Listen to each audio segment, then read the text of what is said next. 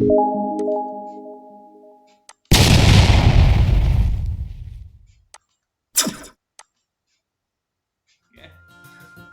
mulai pembelajaran, mari kita berdoa dulu ya, dan tolong fokus agar lebih memahami. Silakan kalian siapkan alat tulisnya, ya, buku dan alat tulisnya untuk mencatat hal-hal yang perlu dicatat, ya. Oke, materi ini akan kita mulai sekarang. Ya, kita masuk ke materi algoritma, ya. Di sini akan dijelaskan dulu ya apa itu pengertian algoritma dan sejarah singkat dari algoritma. Oke, kita mulai dari pengertian algoritma. Apa itu algoritma? Ya. Algoritma adalah urutan langkah-langkah logis tertentu untuk memecahkan suatu permasalahan atau kasus. Ya. Di video yang lain sudah Bapak jelaskan kasusnya dan sudah Bapak jelaskan juga bagaimana cara memecahkan kasus-kasus tersebut ya. Jadi algoritma adalah urutan langkah-langkah logis tertentu untuk memecahkan suatu permasalahan. Jadi ada langkah 1, 2, 3 dan seterusnya sampai dengan langkah terakhir, itu yang disebut sebagai algoritma. Tujuannya apa? Tujuannya adalah untuk menyelesaikan masalah yang ada ya, itu disebut sebagai algoritma. Nah, di sini menurut ahli matematika, kata algoritma berasal dari kata algorithm. Kata algorithm berasal dari nama penulis buku Arab yang terkenal ya, yaitu siapa? Abu Ja'far Muhammad ibnu Musa al-Khwarizmi ya. Al-Khwarizmi dibaca orang barat atau orang asing itu menjadi algorithm. Jadi nggak bisa karena lidahnya lidah barat ya, bukan lidah Arab, makanya al-Khwarizmi jadi algorithm. Nah, dari sinilah kata algorithm menjadi algoritm ya.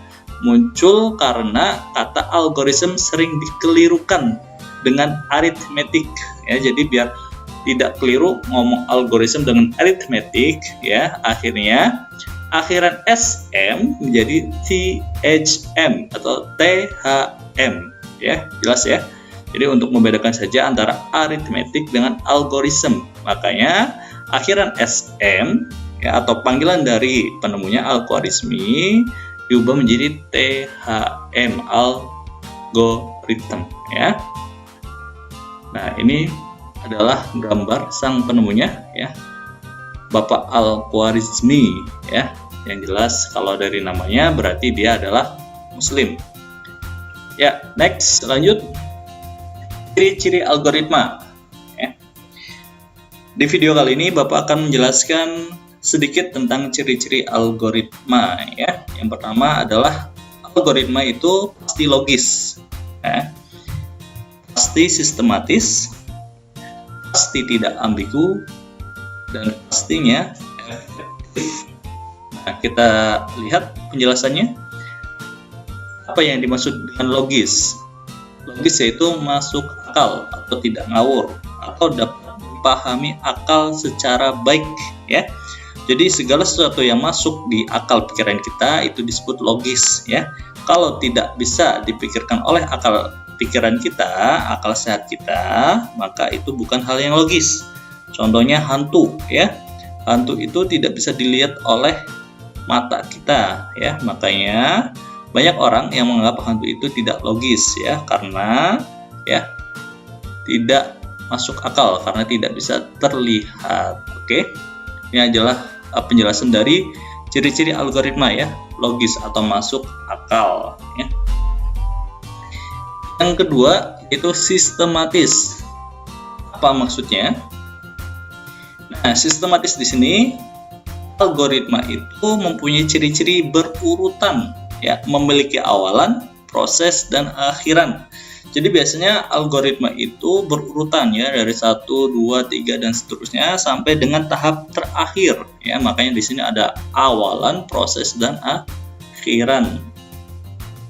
Ketiga, ciri-ciri algoritma adalah tidak ambigu. Maksudnya apa? Jelas, tidak memiliki makna bercabang, hanya satu makna saja ya. Contohnya, ketika kalian disuruh makan ya. Nah, ketika kalian disuruh makan, objek yang kalian makan itu harus jelas ya. Apakah makan nasi, apakah makan mie, atau makan roti. Jadi kalau misalkan hanya disuruh untuk makan, itu masih bersifat ambigu ya, bersifat ambigu, tidak jelas ya. Harus makan apa, disuruh makan apa. Nah, itu masih belum jelas. Tetapi kalau misalkan perintahnya adalah kalian diminta untuk makan nasi, nah sudah jelas. Jadi yang dimakan adalah nasi. Jika ingin spesifik lagi, nasi apa ya, bisa nasi goreng ya, bisa nasi uduk, bisa nasi kuning dan lain sebagainya. Jadi yang dimaksud tidak ambigu adalah mempunyai kejelasan ya, tidak memiliki makna yang bercabang ya, hanya mempunyai satu makna saja. Itu adalah ciri-ciri algoritma yang ketiga. Yang keempat, efektif ya. Jadi kalau efektif adalah tidak bertele-tele dan tetap memberikan solusinya. Jadi tidak ngalor ngidul ngetan ngulon ya. Jadi sesuai apa kasusnya dan apa yang harus menjadi solusinya ya. Tidak berlibat ke sana kemari. Oke. Next. Bagian-bagian algoritma. Yang pertama, algoritma memiliki masukan atau input. Yang kedua, algoritma memiliki keluaran atau output. Yang ketiga, algoritma memiliki batasan. Yang keempat, algoritma memiliki arah. Dan yang kelima, algoritma memiliki efisiensi. Oke, kita simak penjelasannya. Yang pertama yaitu masukan.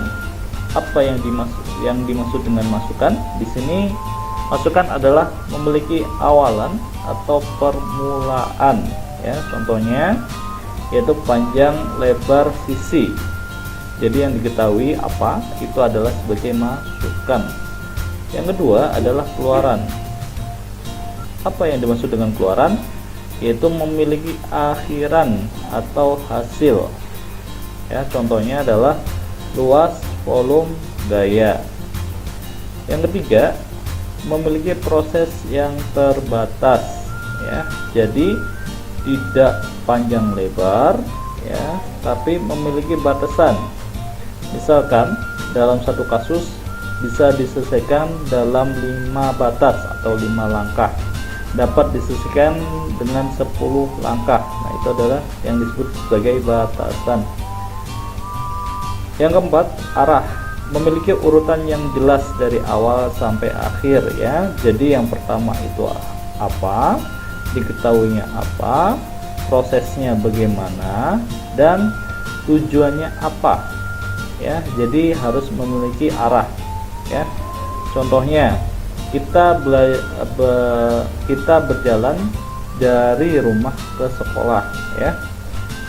Sebagai awalan kita berjalan keluar rumah ya, lalu mengikuti arah agar sampai ke sekolah. Nah, tujuan akhir adalah kita sampai ke sekolah.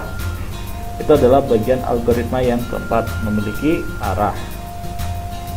Yang kelima, efisiensi. Memiliki penyelesaian yang singkat dan padat sesuai dengan pemecahan masalah ya. Ini hampir sama dengan efektivitas atau efektif ya. Efisiensi itu menyelesaikan masalah agar lebih singkat dan padat ya.